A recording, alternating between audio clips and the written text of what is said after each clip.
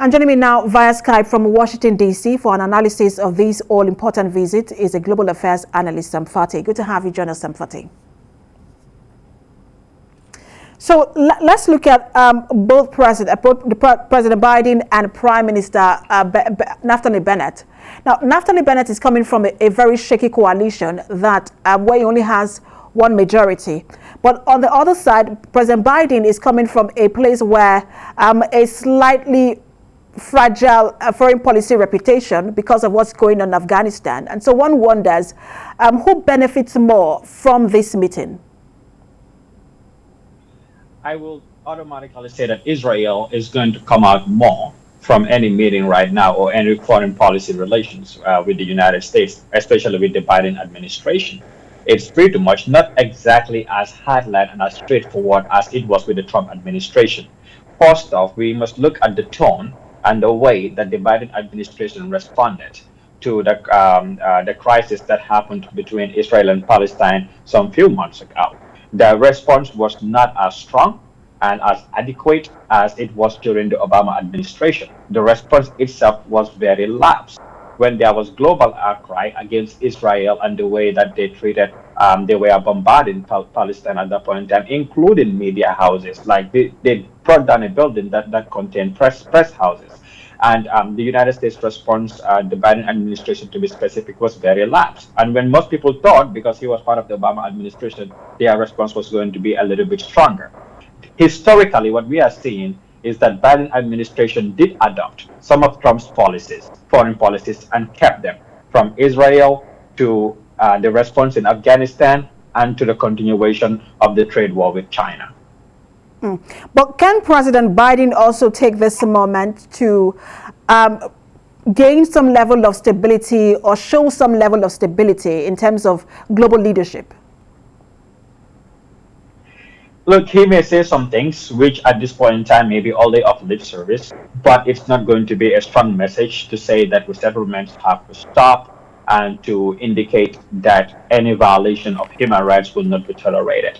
I think Biden is more looking at cementing the already existing relationship that America has with Palestine and continuing repeating the same words that every other president literally before him have said, that Israel has a right to defend itself. And I think one of the things that we must observe here with Biden's administration is that the administration is a little weak when it comes to its foreign policy positions on certain issues. And U.S. administrations generally have been very weak when it comes to taking positions in Israel.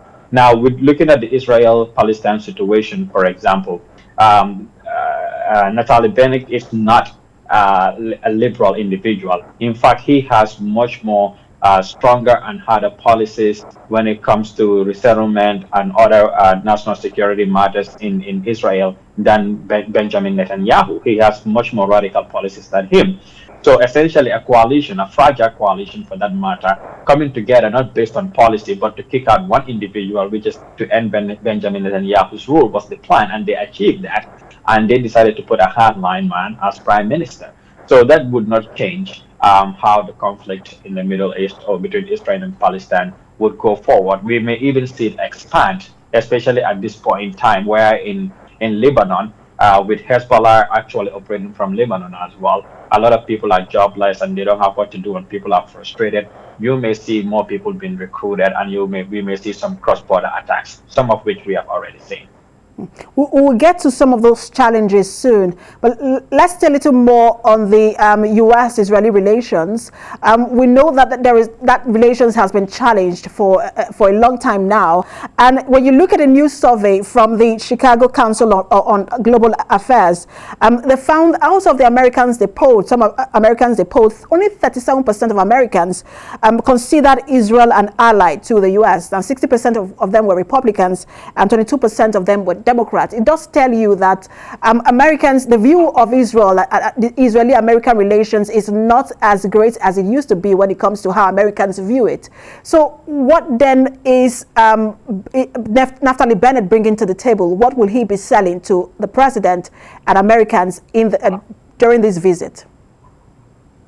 I think what he will be selling to them is that America can or continue to and can always rely on Israel as its foremost and biggest ally in the Middle East. That they would work with America. That whenever America needs their help and their aid, they will be there. Mind you, some of the secret operations that were or covert operations that were conducted in terms of historically, let's say when America wanted to know about the location of Libya's former president Muammar Gaddafi to conduct an attack. It was Israeli spies that conducted it. Israel has some of the best intelligence softwares in the world, especially in terms of spying and call monitoring and web monitoring. When America wanted to conduct other operations in terms of wiretapping and gaining intelligence in the Middle East, they used Israeli, called the Mossad. They used the Mossad intelligence agencies and their agents to do that. So they would tell them that they can keep relying on Israel as their biggest friend and ally in the Middle East. And to be honest with you, America cannot have a better ally in the Middle East than Israel. And that is why they are still keeping up a relationship with them. And that is why Israel can get away with a lot of the things that they get away with. But times are also changing. Like you said, the survey you quoted. Again, but I would question the survey by saying what age group of people did they really question in terms of getting the survey results. A lot of the millennials in this country do not support Israel, and they do not support or believe including Jewish millennials. They do not support or believe in the way that the relationship or in the way Israel is acting in the Middle East towards the Palestinian people. Some professors and some individuals who are Jews whose grandparents or their parents have been in Auschwitz and are also against the way Israel is acting today. So they are all speaking out and they are more confident in what they are saying, right? So that is changing a lot of mindsets and a lot of concepts. It's going to take generations in order to completely sway people significantly in American politics from supporting with America supporting Israel. So that's where it lies. So it's also about the age group and the changes in that demographics, and that's gradually changing as well. So maybe that would put some kind of pressure onto the politicians as more young people tend to get involved in politics and vote, and perhaps that would soften some of the policies that the U.S. is taking in terms of defending the acts of Israel towards Palestinians. And I think that it's also a case of when you talked about the Israel being U.S. biggest ally and strongest ally in the Middle East, absolutely. But I think sometimes it's also a case of the adversary of my adversary is my friend, especially when it comes to Iran, and that's top on the agenda. They both agree, both countries agree that there is a challenge with the Iran developing nuclear power, but they seem to have differences when it comes to how to handle it.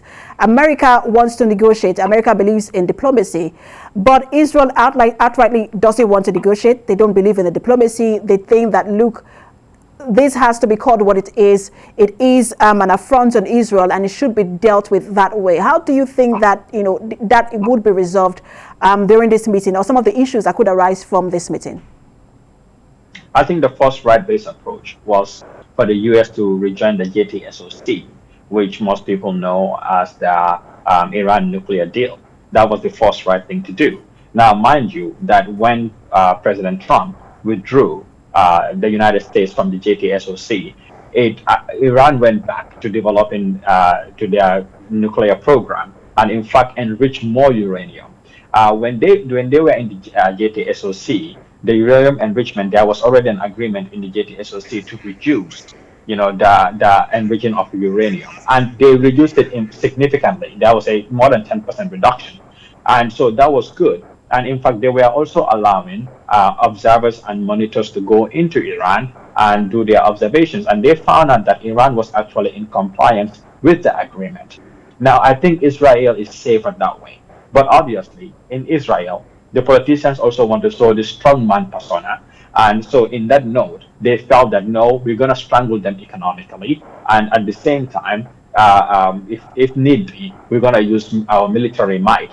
It is not a wise thing to do if somebody has the capacity to develop nuclear capabilities. I mean, let's question ourselves. Why do you think North Korea was never attacked in the first place? If it's going to be that easy. So that is an outright war between Israel and Palestine between Israel and Iran may actually see the annexation, if not the complete whiteout, of Israel as a state. All right. And it may also see... Again, I think that it also has to do with the fact that, look, these are sovereign countries. Iran is a sovereign nation. You cannot outrightly attack Iran. You have to negotiate with Iran. But let's talk about the second most important issue that might come up during this meeting, which is the two-state solution that President Biden believes in when it comes to the Israeli-Palestinian conflict.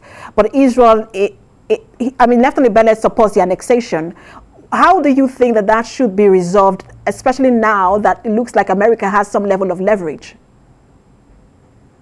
Look, this two-state solution has been going on for decades, and it may not be the best answer, especially when you have Israel saying that, feeling that they have the military might and ability and power to annex more of the Palestinian state and occupy it.